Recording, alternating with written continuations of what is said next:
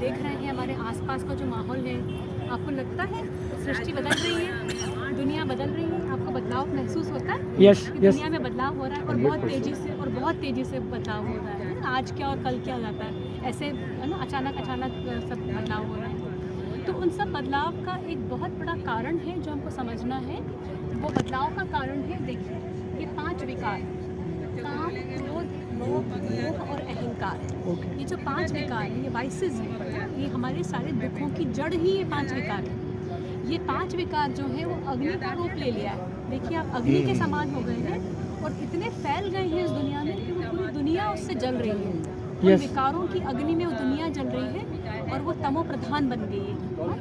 तो ये हम सबको समझ में आता है कि किस तरह से दुनिया छोटी छोटी बातों पर बड़ी बड़ी घटनाएं हो जाती हैं। और आप देखिए, दुनिया की जो भी समस्या है वो समस्या इन 5 में से किसी एक विकार के कारण ही हुई है। Definitely yes. इन 5 में से ही आती है। इन 5 विकारों में सारे दुनिया के प्रॉब्लम्स समा जाती हैं। ये 5 विकार, ये वो 5 After all, last reason in this 5 months. सारी सृष्टि में दुख का कारण ही ये 5 विकार हैं। हमको ये बात समझना बहुत ज़रूरी है। हाँ? यस अब यहाँ पे देखिए, यहाँ पे क्या बताया है कि किस तरह से पृथ्वी ऑक्सीजन पे है। हाँ? हॉस्पिटल में एडमिट है पृथ्वी, Yes. ऑक्सीजन पे है, वेंटिलेटर पे है। हाँ, अभी कोई वेंटिलेटर पे होता है तो पता नहीं कितने समय कोरोना में काफी लोग वेंटिलेटर पे ही रहे थे। वेंटिलेटर पे रहे, है ना? Yes. फिर रहे नहीं रहे, पर यहाँ पे इसका मतलब ये नहीं है कि पृथ्वी खत्म होने वाली है, दुनिया खत्म नहीं होने वाली है। यहाँ हमको एक बात समझना बहुत ज़रूरी है कि पूरी पृथ्वी जो है वो एक बहुत बड़े परिवर्तन के दौर से गुजर रही है। हम एक बहुत बड़ा चेंज दुनिया में देख रहे हैं। अब वो चेंज क्या है वो हमको समझना बहुत ज़रूरी है। देखिए, अगर आप देखिए, पृथ्वी का एक बहुत बड़ा नियम है, प्रकृति का एक नियम है कि हर चीज़ जो है वो साइकिल में चलती है ना? ऐसा नहीं होता कि शुरू हो और ख़त्म हो जाए। तो आप देखिए, सबसे छोटा साइकिल क्या होता है? दिन का साइकिल होता है। सुबह होती है, दोपहर होती है, शाम होती है, रात हो जाती है। लेकिन घोर रात के बाद भी क्या होता है? सवेरा हो जाता है। Yes. तो कहाँ दिन और कहाँ रात और कहाँ सवेरा, दोनों एकदम ऑपोजिट है ना? Yes. कितनी घनघोर रात और कितना सुंदर सवेरा होता है उसके यस बाद, यस हाँ है ना? वैसे ही वीकली साइकिल होती है, मंथली साइकिल होती है, ईयरली साइकिल होती है। हाँ, हमारी लाइफ एंड डेथ की साइकिल होती है, सीजन्स की साइकिल होती है। देखिए, अलग अलग प्लांट्स और पौधों की अलग अलग फ्रूट की साइकिल होती है, फसलों की साइकिल होती है। हम कितने साइकिल्स को जानते हैं दुनिया में, क्योंकि हम उसको विटनेस कर रहे हैं। हाँ? अब एक बहुत बड़ा साइकिल है जो हमको नहीं पता, क्योंकि हमारी लाइफ टाइम में वो नहीं होता। हमारी लाइफ टाइम मैक्सिमम 100 ईयर्स तक ही होती है। यस अब उस साइकिल के बारे में हमको परमात्मा आके ज्ञान देते हैं। हाँ? ओके तो ये जो साइकिल है हमको ये समझना है।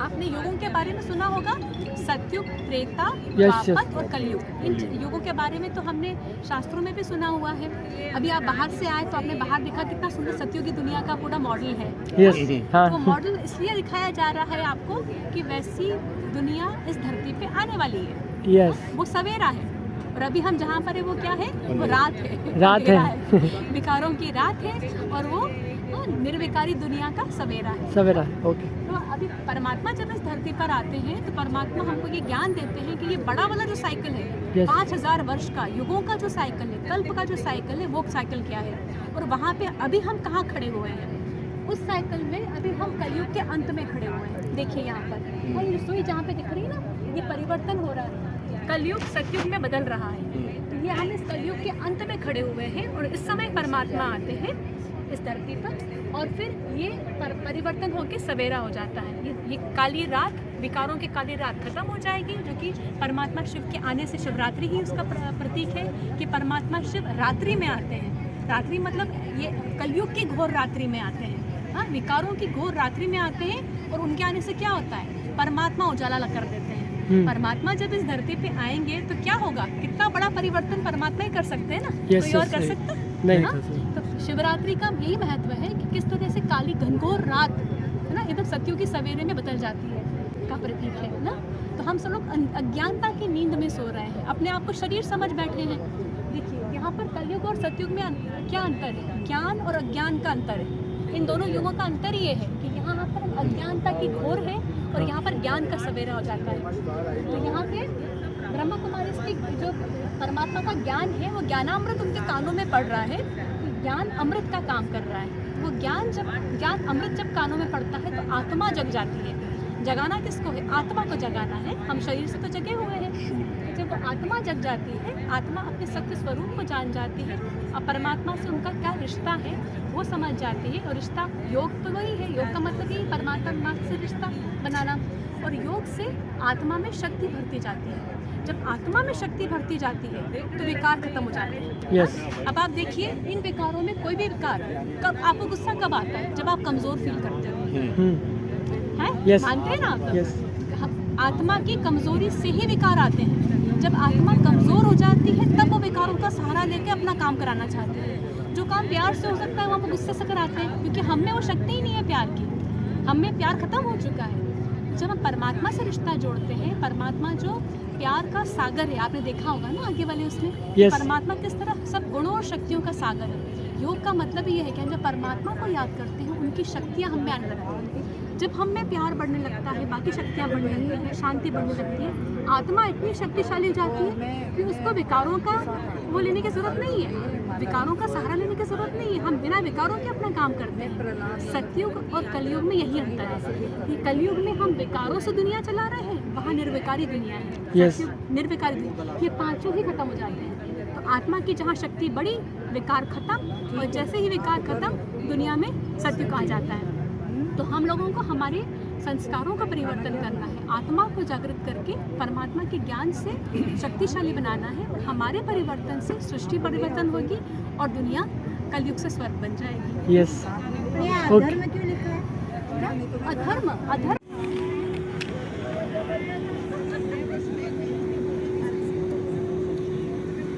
10 आपकी आत्मा कहती है आपको कि मैं एक एक्टर हूँ यस। और मैं भिन्न भिन्न शरीर धारण कर पार्ट बजाने वाली हीरो पार्टधारी आत्मा हूँ। कि जैसे इस जन्म में मैंने ये पार्ट किया है, हाँ। अगले जन्म में कोई और करेगा, या पहले वाले जन्म में कोई और। जैसे स्टेज पे ड्रामा होता है, उसमें हर एक एक्टर को अपना अपना पार्ट दिया होता है। Yes. तो उसी तरह से इस जन्म में मेरा ये पार्ट है। तो दूसरे का पार्ट देखकर अपने हमें दुख नहीं होना चाहिए, क्योंकि अरे उस वो ये बना, ये उसका, मेरा ये क्यों नहीं है। ऐसे नहीं है, क्योंकि अब भगवान ने आपको अपना एक पार्ट लेकर भेजा है। तो उस पार्ट को आप जितना पावरफुल बना सकते हो उतना बना सकते हो, अपनी आत्मा को स्ट्रॉन्ग करके। यस। तो आत्मा को इम्पोर्टेंस देना है, ना कि अपने शरीर को। Okay. क्योंकि भगवान कहता है कि सबसे पहले अपने आप को जान लो कि मैं कौन हूँ। तो Yes. मैं आत्मा हूँ। मैं काला, गोरा, अमीर, गरीब का ऐसा नहीं हूँ। डॉक्टर, इंजीनियर, ये तो अपने बाहर के रूप है, सब कैरेक्टर है, बॉडी कैरेक्टर है। उस कैरेक्टर में आप आए हो, यस यस। तो एक्टर हो। ओके। ओम शांति। कोई भी आप ले लो, फिर पढ़ेंगे हम, ओके। तो आपकी वो विशेषता भर जाएगी। ये तेरा अनुभव धीरे धीरे ये बढ़ता जाएगा और बड़ा होगा। आज के लिए इतना ही। ये वाला ये 9 नंबर आया। ओके। आप अत्यधिक साहसी व्यक्ति हो। आप हर प्रकार की कठिनाइयों का सामना कर सकते हैं, क्योंकि आप में दृढ़ इच्छा शक्ति है। आपके संकल्प अस्त्र का काम करते हैं। सुनना बराबर, अस्त्र का काम करते हैं। आप एक साथ अनेक कार्यों को अंजाम, मतलब अस्त्र का काम करते हैं जो लोगों की रक्षा करते हैं। ओके। लोगों की रक्षा करते माना आपका संकल्प जो होगा ना, वो सामने वाले को सिद्ध हो जाएगा। अगर आप गलत किया तो गलत सिद्ध हो जाएगा। Yes. इसलिए हमेशा अच्छे ही संकल्प करो। ओके। आप एक साथ अनेक कार्य को अंजाम देते हो। आप में आत्मविश्वास और प्रतिनिधित्व का गुण पाया जाता है। आप मित्रों के लिए मंगलकारी हो। आप कल के कार्य को आज ही पूरा करने की सोच रखते हो। आपका लकी नंबर 9 है। 9 माना नम्रता। तो सच में मेरा लकी नंबर 9 ही है। हाँ, तो 9 ही है, और 9 माना नम्रता। नम्रता। और मेरा नाम भी विवेक है। मेरा नाम भी विवेक है। विवेक, यस। अर्थात आप अहंकार को छोड़ नम्रता को अपना कर परमात्मा के दिल में स्थान प्राप्त कर सकते हो। नमस्कार आपके जीवन में चमत्कार का काम करेगा। ओके। नमस्कार किसी को करते हैं ना, तो दुआएं निकलती है हाँ।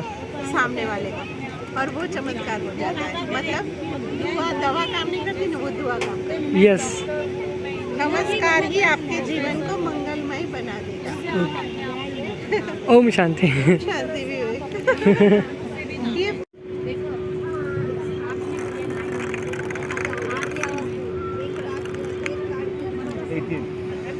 अच्छा व्यवहार सभी ग्रंथ और धर्म का सार है।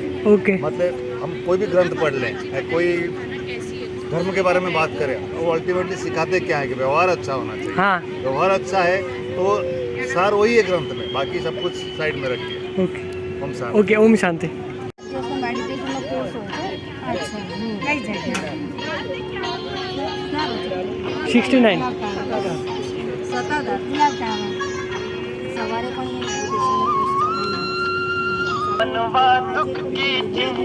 કોર્સ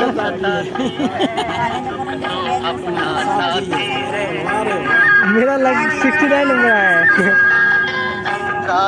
मनवा दुख की चिंता क्यों सताती है, दुख तो अपना साथी है, सुख है एक छाँव ढलती आती है। આજે મેડિટેશન કર્યું છે ના નથી તો એ શીખી જાઓ એટલે દુઃખ બી સાથી થઈ જાય એવું છે હા ઓકે यस 9 आपका भी भाई साहब का ईर्ष्या मुक्त है, किसी से भी ईर्ष्या नहीं करनी है। मैं तो नहीं करता हूँ किसी से भी। तो आप नहीं करते हो ना, नहीं। तो आपको औरों को नहीं कर रहे हैं इसलिए सेवा करनी है, ओके ठीक है। ये गुण देना है सब में, यस ओके तभी तो भगवान प्योर दुनिया ला पाएगा। यस। क्या करना है इसको, ऐसे लगाना है आंखें बंद करके आंखें बंद कर, आंखें खुली रखे ना। एम करना है ना 20 सही हो गया।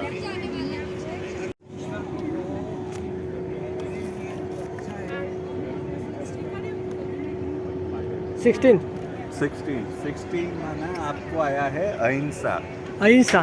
दया। ओके अहिंसा तो मैं बहुत मानता हूँ उसमें।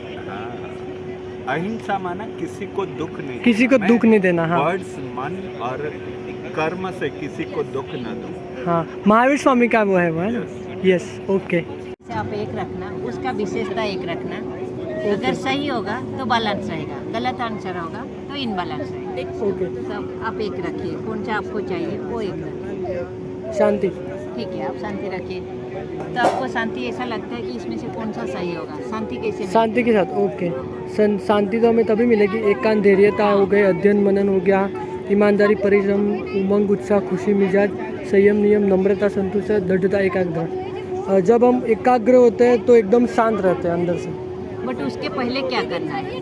उसके पहले हमें पहले हमको शांति चाहिए तो हम क्या करते हैं? जैसा ओके कोई काम करने से पहले हम लोग क्या करते हैं? शांति के लिए शांत हो जाते हैं पहले। हाँ तो उसके लिए क्या चाहिए? एकांत, धैर्यता चाहिए पहले। एकांत एकांत में कहीं बैठते तभी तो शांति मिलती है। पहले जो चीज़ हमको चाहिए हाँ। उसको होना चाहिए, शांति। ओके एकांत में होने से एकांत शांति। में ना। एकांत Patience भी मतलब रखना ध्यान चाहिए। करते हैं कुछ ऐसा है ना। हाँ ओके पेशेंस भी रखना चाहिए। ओके